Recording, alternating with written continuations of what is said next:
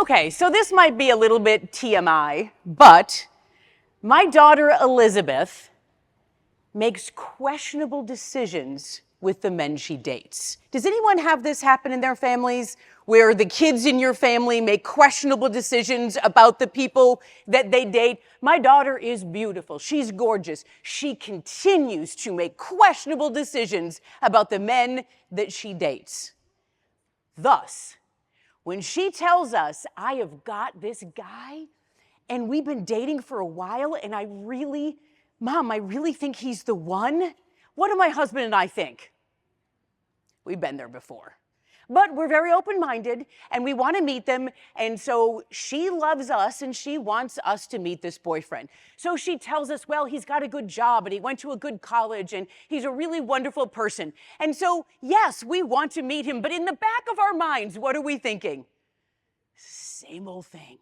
And I'm not sure that I'm going to go and commit all in to this guy as soon as he walks in the door. So we call her Lizzie, her boyfriend's name is Jack.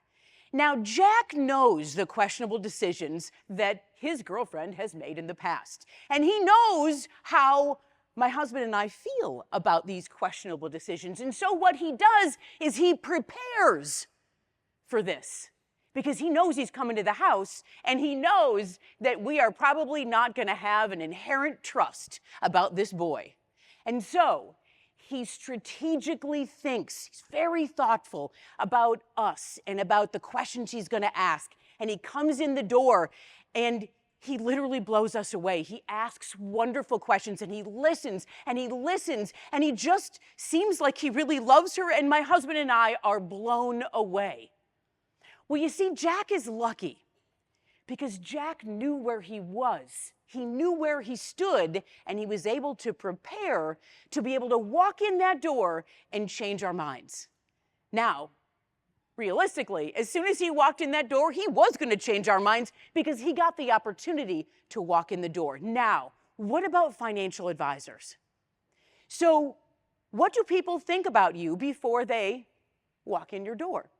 Maybe what do they think about you in general? And it's not necessarily the positive thing that we would hope they would think, but what is it? And if you think about what they think about you, there is this huge disconnect. So my business, Red Zone Marketing, we have worked with financial advisors for over 20 years and asset managers, and we help them with their marketing and their messaging and all of this. And this problem is so confounding to me to this day. Because your clients, this is not the confounding part, your clients love you. They know the things that you have done for them. They love you. You have changed their lives in some respects. You've helped them buy a second home. You've helped them with confidence in their retirement and all of the things that they didn't have before they had you. I have been in your offices and people will stop by just for a cup of coffee because they have a relationship with you. Your clients, they love you. Your prospects, on the other hand, think that you're going to try to sell them something.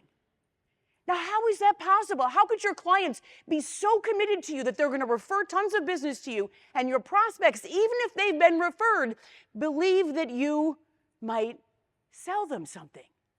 Your clients know you would never sell them anything. You're in their best interest. You always do these amazing things for them, and you're accurate and you're good, and your prospects think you're going to try to sell them something.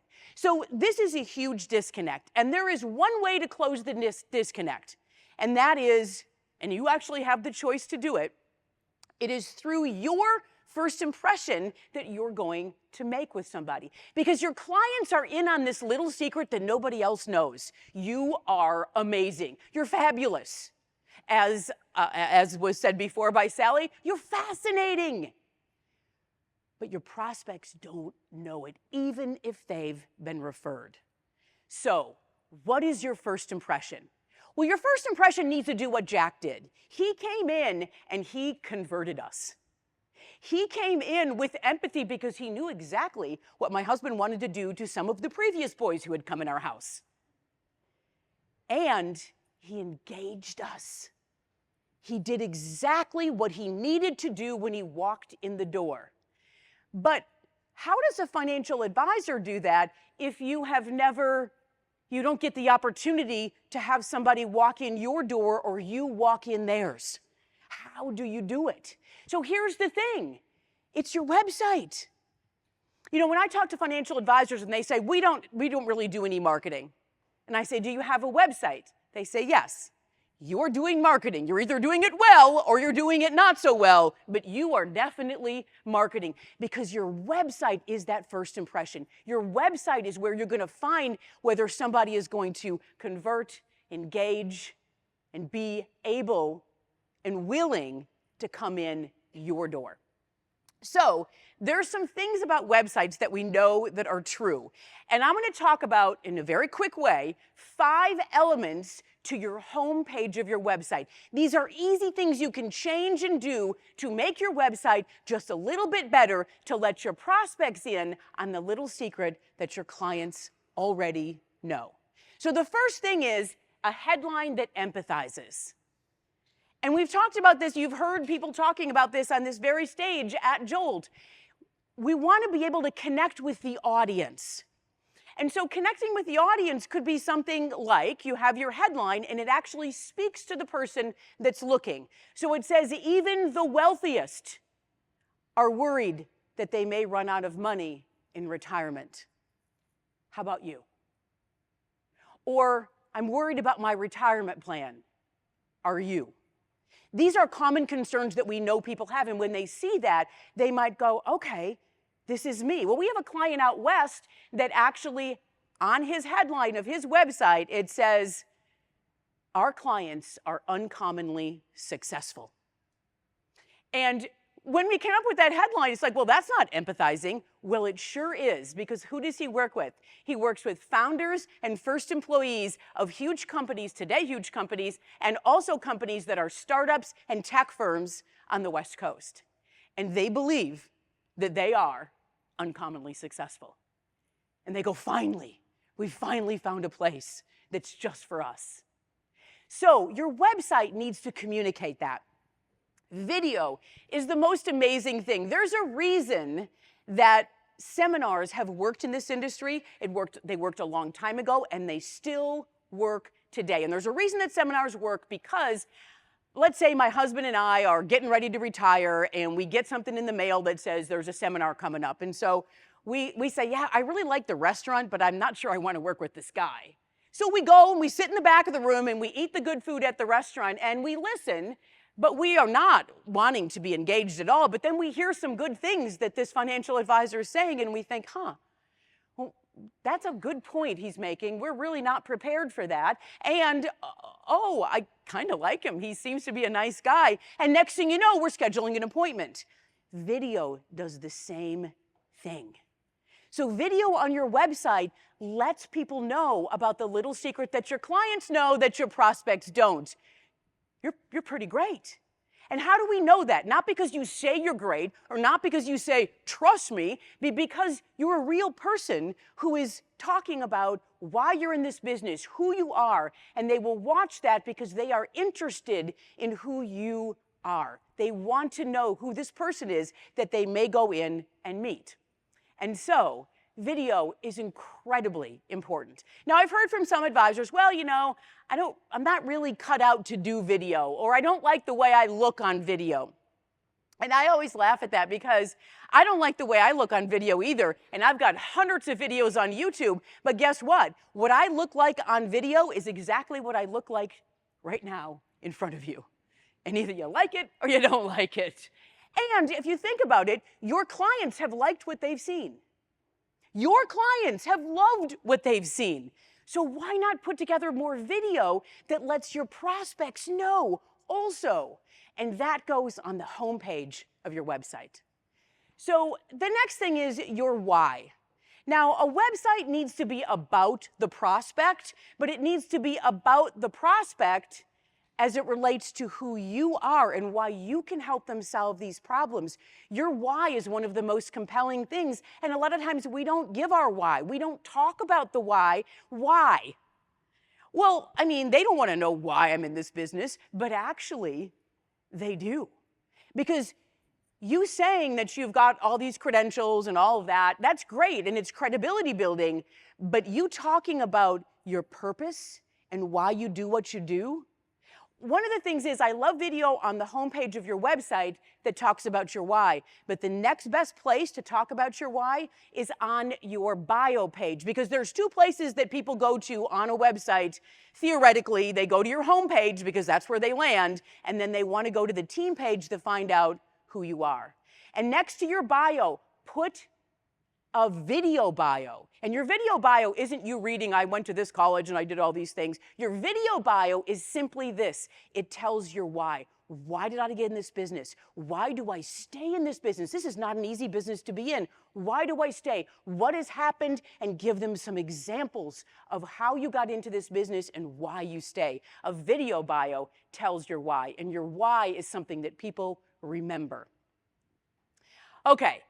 The fourth thing is your client-centric navigation. So I mentioned before that what financial advisors typically will do is put together this website and not really exactly think about all the steps that people are taking. Because if I told you that the second most important place on your website is your bio, is your team page, why would you bury that 10 deep under about? Because your about is on your home page already. People want to know team. Make it easy for them to find you so they can read your bio. And by the way, your bio is the one thing that can be longer because they'll actually read the whole thing because they want to know who you are. And again, a video bio is really great. But make the navigation simple. Where do they go? Where do they want to go? And if you're not sure where they do go, ask a company like Snappy Kraken, hey, where do visitors go on a website? And they'll tell you exactly where they go, and they'll tell you exactly where they don't go. And so make it easy for your clients to come in and get that picture of who you are. And then calls to action. So every website needs to have a call to action. Your homepage needs to have a call to action. But the call to action shouldn't be one that's laden with barriers. Come in and meet with us for a long financial planning meeting. Okay, well, I might do that. Or have a 30-minute call with us. Little lower barrier. But even better, let's chat. No pressure, no prep. Let's just have a conversation. Because again, you got to have that chance to make that first impression and to be the person that you are, not somebody that you're not, but to be exactly who you are, but to get enough at-bats because people are actually wanting to speak with you. Okay. So if we think about all of the things that I just talked about, number one, your clients love you. Number two, your prospects will love you if they only knew what your clients know. So let's give them a little insight into that on the homepage of our website. And the digital handshake is what this presentation is all about, and that is exactly what we're talking about. And converting your visitors to clients is ultimately what we want to do. See, we don't have the opportunity like Jack had. Jack had the opportunity to walk right in the door because our daughter walked him in. Your prospects are not walking in your door. They're going to your website, and they don't get to see what your clients see. We've got to give them more of what your clients know. So Jack, by the way, is really all the things that my daughter said. He is awesome. He's wonderful. He's exactly who he always was, but he got to meet us so we could appreciate him. And I think about that with financial advisors. How many of you could work with more people? Probably everybody in this room. How many get enough at-bats? Simple changes to your website can make that possible, but you have to know that this disconnect exists and you are the only one that can control it. Thank you.